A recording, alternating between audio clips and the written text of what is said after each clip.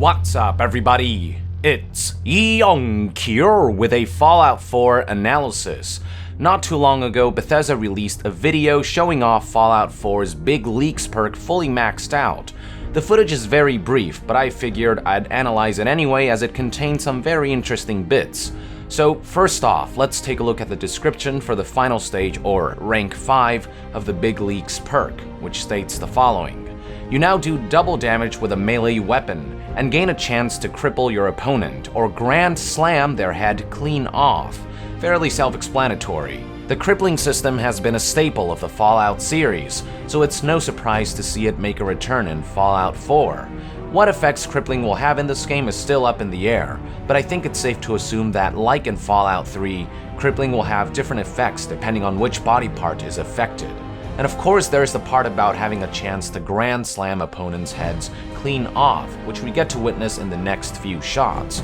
But before that happens, we get a brief look at the protagonist wearing an armored baseball uniform paired with a spiked bat.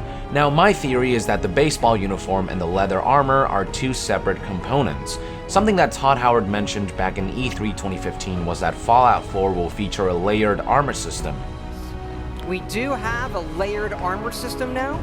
In the case of the E3 2015 footage, the player character is wearing the Vault 111 suit, and in addition to that, players can choose various pieces of leather armor to layer on top in body parts such as the left and right legs and arms, as well as the chest. In the case of this new footage, the base outfit the player is wearing is some kind of baseball suit, likely one based off of the Boston Red Sox home uniform, along with leather armor pieces on his right arm and on his chest.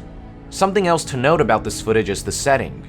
This is undoubtedly Diamond City, which is basically post-apocalyptic Fenway Park retrofitted into a city.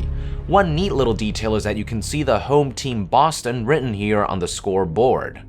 Alright, so let's move along to the next shot, where we get to see our protagonist wielding a slightly different bat, barbed-wired instead of embedded with nails. These are all features that players can likely customize through Fallout 4's weapon customization system. And speaking of weapons, check out this gun that this raider is wielding. This is without a doubt a pipe pistol, as seen here in the E3 2015 weapons customization showcase.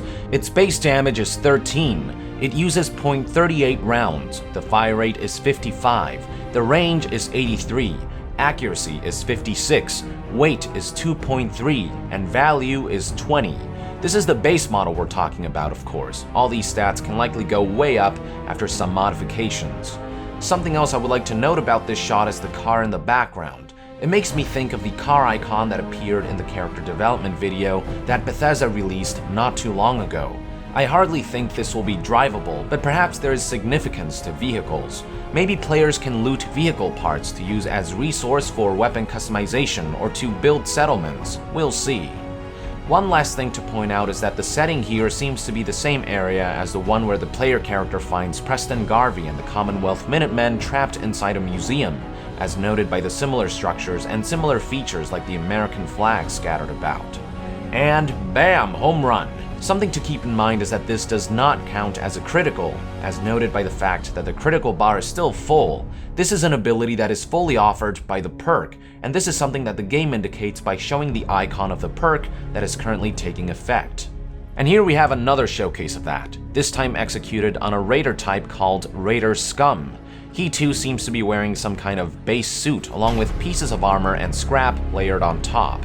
As for the weapon he's wielding, I'm not too sure. It looks similar to the assault rifle shown in E3 2015 footage, but the fact that he's holding it with one hand has me thinking it could be something else.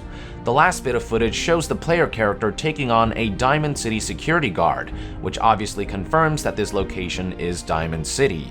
You can see some people here sitting on benches spectating something, not sure what though. You can also see that you can interact with the guard by pressing A, which will likely yield some kind of generic dialogue, as he doesn't seem to be important enough to warrant the new cinematic conversation system that Fallout 4's got going on now. But anyway, bam sucker, off with your head. Now if you pause at the right moment, you can get a glimpse of what Fallout 4's looting system will look like. You can see here that the Diamond City security guard has with him two bottle caps, 14.38 rounds, which can be used with weapons like the pipe pistol. He's got a stim pack, a mahogany baseball bat, and possibly more, as noted by the 3 dots here that seem to indicate that the player can scroll down. Below the list are 2 button prompts, A to take and X to transfer. Take is pretty self-explanatory. Players can press A to take something from the target corpse for themselves. As for transfer, my assumption is that pressing X will change the list here so that it shows the player character's items and weapons, which can then be transferred to the corpse.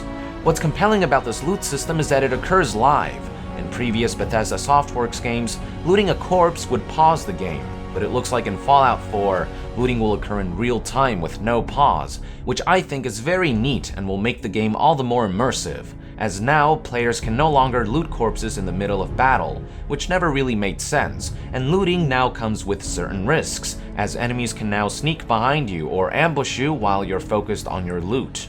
Now, I couldn't tell you exactly how this works until I get my hands on the game, but my assumption is that the loot menu pops up whenever players look at a corpse and are within range. Once it pops up, I would say that players can use the D-pad to select what they want to loot, and then use A or X to take or transfer. One last very brief thing to note about this footage is that after the player kills the security guard, you can see the NPCs on the right here briefly reacting, and you can also see down here that red dots appear, indicating that the NPCs in this city are now hostile towards the player character. Hard to say how the crime system will work in this game, but I'm assuming it will be very similar to Skyrim in that crimes will be confined to specific regions of the map rather than having the entire world somehow telepathically and universally recognize you as a criminal. And thus concludes the footage, and alongside it, my analysis, ladies and gentlemen. Thank you for tuning in. Let us know in the comments below if you noticed anything that I didn't, or if I made any mistakes. And to be further updated on Fallout 4, stay tuned right here on Young Yeah. I'll see you guys next time. Young out.